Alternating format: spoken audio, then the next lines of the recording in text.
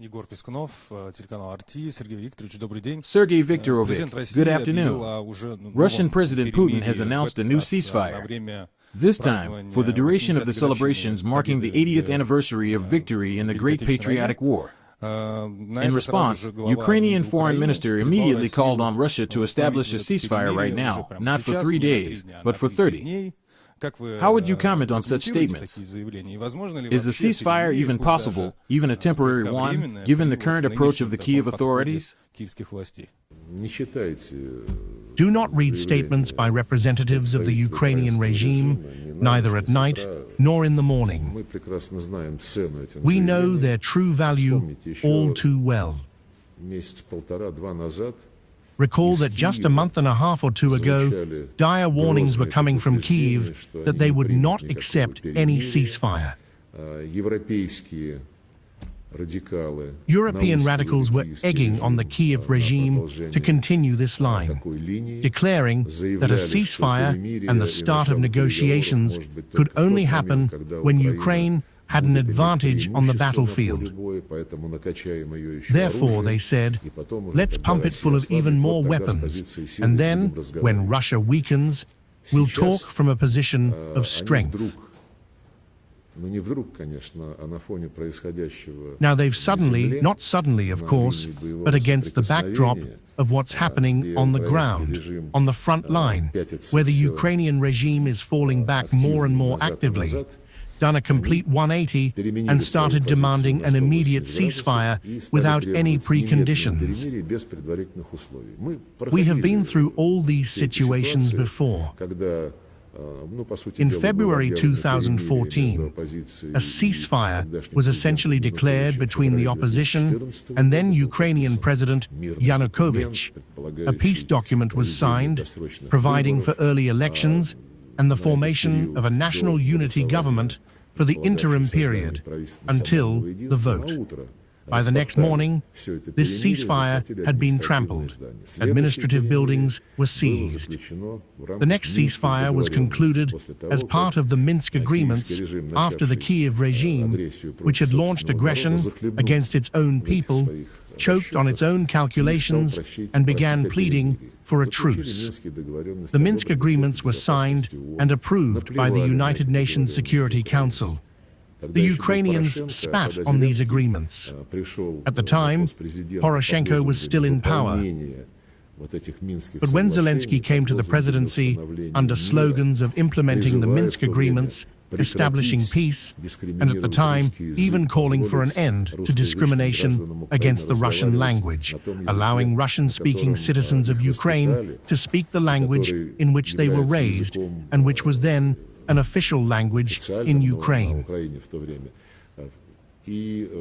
Already under Zelensky, the French and Germans, as guarantors, as they characterized themselves, of the Minsk agreements, convened a summit in Paris in December 2019, where I had the honor of attending. Present were Merkel, Macron, Zelensky, and our president. A document was prepared calling for the implementation of the key provision of the Minsk agreements, the crucial first step to declare a ceasefire and ensure its observance along the entire line of contact. When the document prepared by the ministers was already on the leaders' table, Zelensky said he categorically refused to sign it. Allegedly, it was impossible. He did not want to stop hostilities, because then Russia would come out on top. He said he was ready, as an experiment, to declare a ceasefire on 3 sections of the line of contact. The French, the Germans, and even we were surprised, but President Putin said, "Fine, let's do it. It's better than nothing." This was approved. A document was issued calling for a ceasefire on 3 sections. It also reaffirmed the need to guarantee the autonomous status of the Donetsk and Luhansk People's Republics. But despite this agreement, Ukraine did nothing. On none of these 3 sections did the Ukrainian armed forces allow any ceasefire to take hold. And of course, there was the ceasefire declared in connection with the Istanbul Agreement in April 2022. The Ukrainians and Westerners specifically asked us to resolve the entire situation, starting with a cessation of hostilities. They said, make a goodwill gesture, let's stop the fighting. If you withdraw your forces from Kyiv, it will send an important, positive signal. As you know, this was done.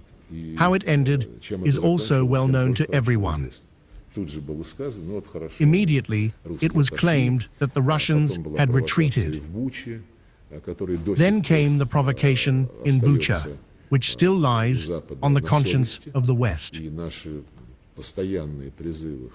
Our persistent calls to publish the list of individuals whose bodies were shown there remain unanswered. If we speak about recent examples of ceasefires, the one declared by President Putin on the occasion of Easter was in no way observed by the Kyiv regime. A large number of violations were recorded. The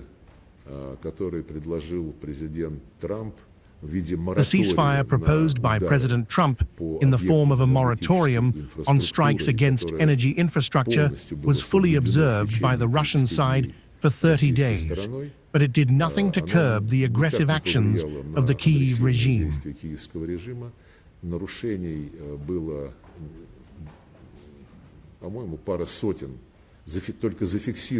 Several hundred violations were recorded by our representatives. We sent the list of these violations to the UN and to Marco Rubio. That is why we know the true value of these calls for a ceasefire.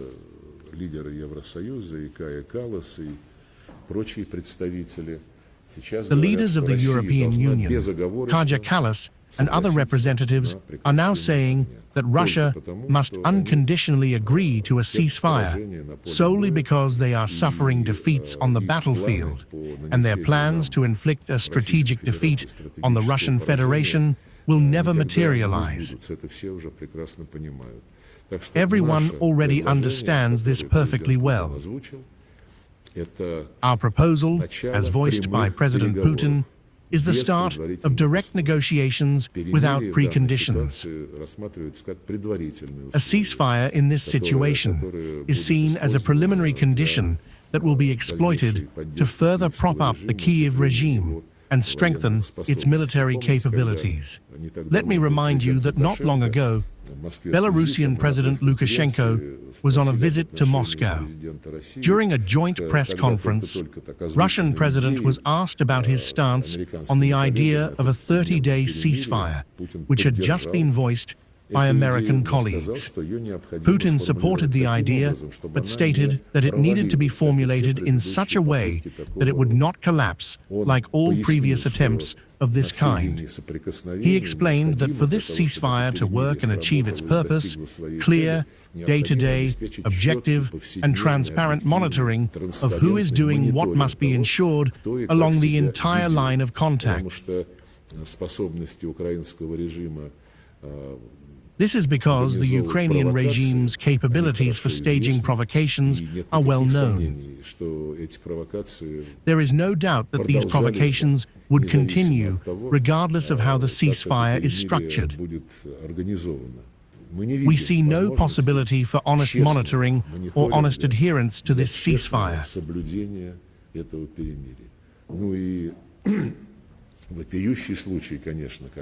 A glaring example, yet another terrorist attack was staged against a Russian general. This was a vile, cowardly act. The West remains silent on the matter. Meanwhile, Ukrainian representatives, including heads of parliamentary committees, are saying that this is absolutely the right course of action.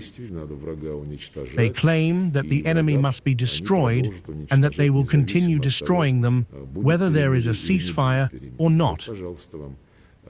We will no longer fall for this trick.